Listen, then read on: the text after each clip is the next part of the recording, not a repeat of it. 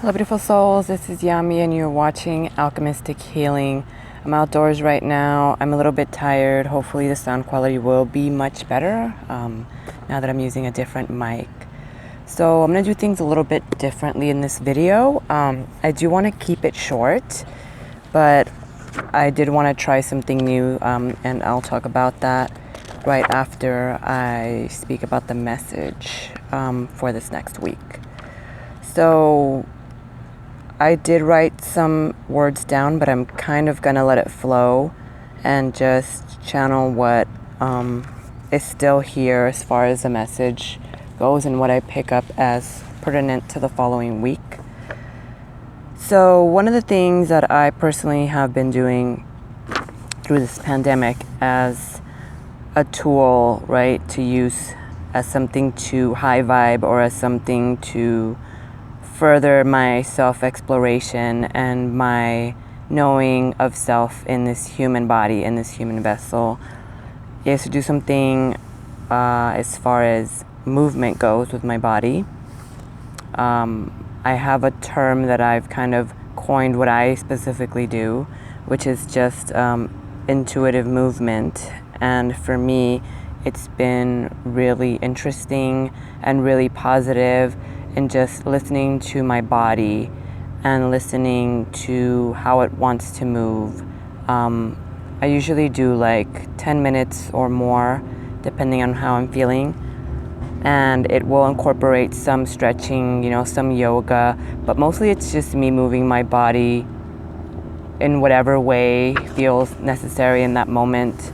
And I just breathe and I stay in my body and I listen.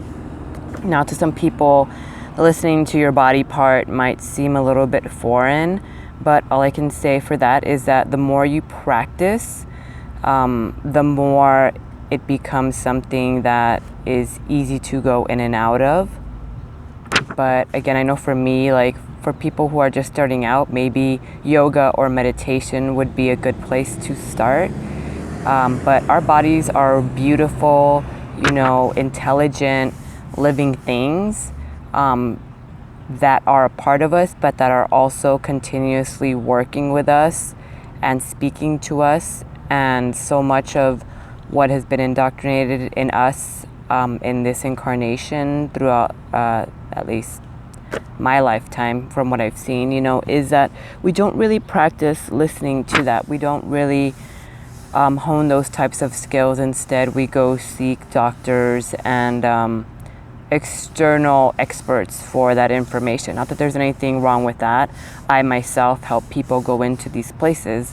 It's not that, it's more that I'm creating this video and sharing this information because some people out there don't know that they have the ability to do this within their body, that they can self-correct and self-heal, to certain extents, based on how much they are paying attention and listening to what their body truly needs or wants. So again, it's kind of more like simplifying it to that respect. I'm not saying, don't ever seek medical help or anything external. It's quite the opposite. It's more, how do we foster and how do we create and cultivate the ability to go within for ourselves and to empower ourselves, to heal ourselves, to listen to our bodies, to know what it needs when it needs it, instead of initially running to an exterior source. So that's kind of my point with that. I'm not a doctor. Always seek medical help if you think you need it, if it's necessary, okay? But with that, it's just kind of looking at our bodies and looking at evolution of the human body throughout time. And if you go back to earlier civilizations, we did everything, with our bodies. It's like we didn't have things that did things for us, we had to, or people that did things for us. We had to hunt, we had to gather, we had to work our land, we had to build our homes, etc. We did work in tribes, and we did work alongside other people, yes, but we did a lot more than just sit, stand, lay down, sit, stand, lay down, and I feel, for me at least, that's something that has been calling strongly, with this new world that we are helping create, with the stillness allowed in the pandemic. It's how are we now going to treat ourselves? How are we treating our bodies? How are we honoring that? What are we doing with our bodies, right? We might not be going against beasts or other warriors or, you know, fighting in battles, nothing like that. But I mean, you look at people around us, and, you know, even myself before I started on this journey, that very sedentary life, that is not what our bodies were created for or intended for. And that is not how they are here to serve us, right? We are here to dance, to love, to move, to create, to explore. And that's not going to happen if we're just sitting and laying. Not to be confused with not sitting still and not, you know, cultivating that aspect, but more so, how are we using our bodies? And again, one of the interesting things for me is when I go into meditation, you know, and I ground myself and I really connect to the earth, is that my body wants to move in many different ways. I don't want to just hold my body, you know, in one position throughout my day. And I don't believe that my body is being put to good use for myself if I'm just standing and sitting and laying. Now, again, people are going to come back with, well, what about the people that can't move and, you know, have, yes, you know, take this personally into advice or into your life as you wish and as is appropriate for you as an individual. But the point that I'm making, you know, and there's plenty of articles, there's plenty of people out there working with movement, is that if we don't move, then the things in our body become stagnant. And there is so much life flowing within our body, within our cells. There's so much movement going on within our bodies, just so that we're able to breathe, to blink, to speak, you know, that it's like we ourselves need to move through things physically. You know, as I'm speaking, I'm moving my hands, but it's a way of moving things through you. Now, I don't want to go into that too deeply because that seems like a whole nother video. But, you know, the idea also of how do you care for yourself and your body, I feel is something that a lot of people should be paying attention to in order to just better serve their highest good. I think once you start working with, you know, energies of love, light, you know, whatever name you want to use for divine, that you will notice that there are things that your body no longer craves or wants, that there are things that you might no longer want to partake in because it's no longer vibrating with where you're at. It's no longer craving those things because like attracts like, right? So those things are not resonating with you any longer. And that's okay. And that may change from week to week, you know, from year to year, might change every 10 years. It just depends on your expansion and what you're looking to achieve in this lifetime and with what you have. But for me, I'm always staying open. I'm always staying open to receive, to understand, and to push myself. That's my own personal journey, and I share it with you guys so that maybe it might inspire someone else who feels the same way.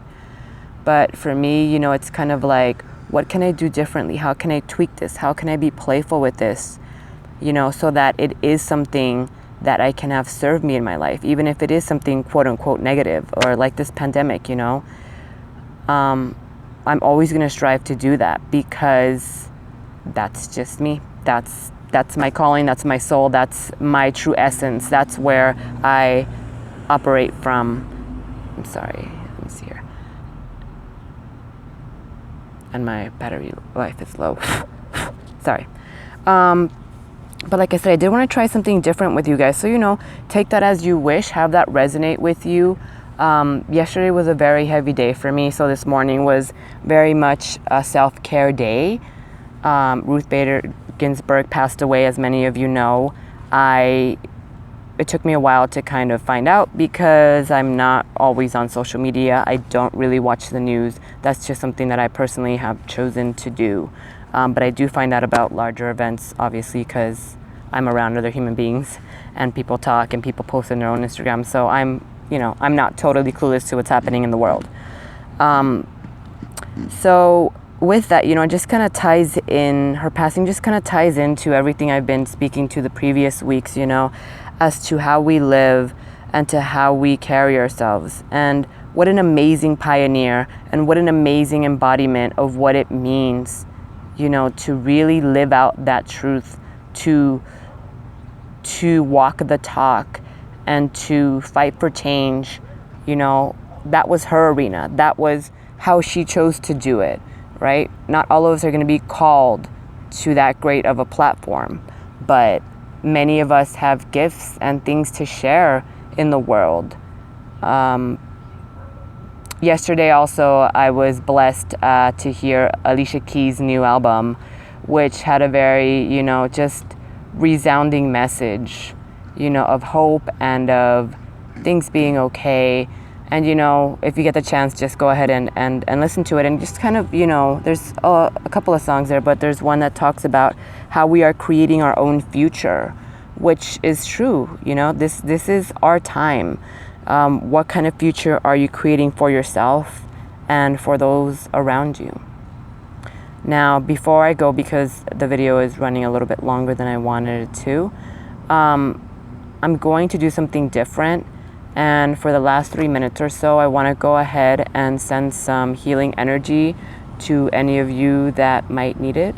So you can just sit still where you are or close your eyes. And I'm just going to go ahead and do that for you. And hopefully you will receive it. Thank you.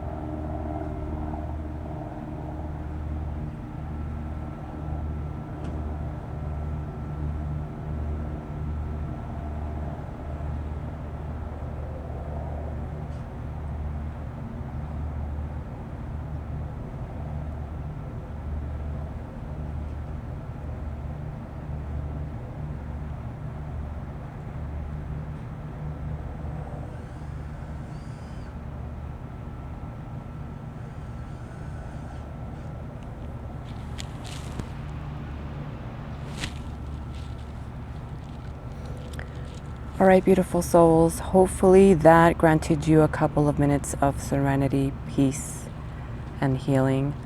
I'll try to do another video like that again. Please comment below if you found that helpful or beneficial. Please comment below if there's anything you'd like us to discuss, anything you want me to dive deeper into, any questions. Please, please, please, this is the time to connect, reach out to others. We are not alone, and we shine brightest when we are together as one, okay? I really leave you with all my love and lots of light. Kisses. This is Yami. Bye-bye.